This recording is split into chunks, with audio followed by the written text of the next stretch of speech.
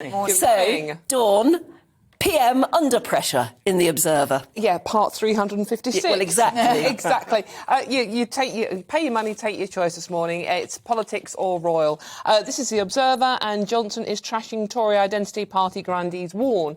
In particular, Ian Duncan Smith, who says that the Tories are now basically not the Tories because we are facing the highest tax rises since for 70 years. And this is what Labour do traditionally. And now the Tories are more Labour, and Labour are saying taxes should be cut, which makes them more Tories. So if there was a general election tomorrow, none of us would know what to vote for, would we? But evidently, this is more letters going into the 1922 committee, which need 54 letters to trigger a leadership contest. And so far, we have estimated last night at 24. It has to be 50...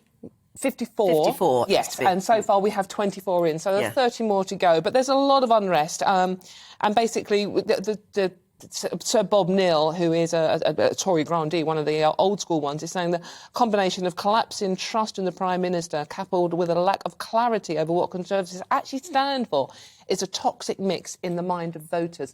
Now, bearing in mind, we actually have two by-elections coming up in Wakefield and Tiverton and Honiton over the next 3 weeks. So, again, it's a little bit of a litmus test. Now, we know that local elections are not reflecting on what happens in a general election.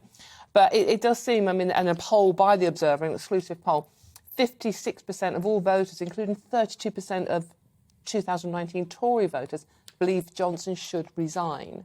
Now, obviously, the $64,000 question is, who do you get to replace him? Who is there to save the Conservative Party?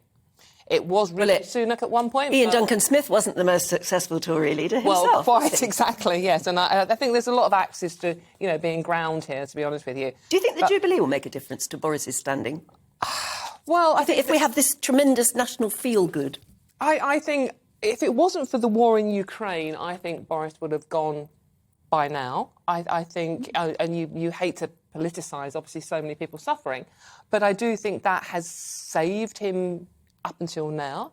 What happens? I mean, if he can really actually sort that issue out, and obviously who knows whether he will or not, then I think he is safe.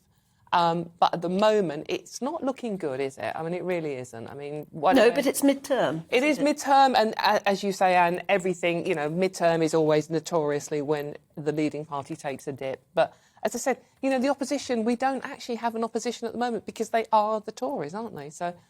the Lib Dems are actually jumping all over this because they think they are going to do very well, certainly in the by-elections coming up, because it's the protest vote. Yeah, absolutely, yeah.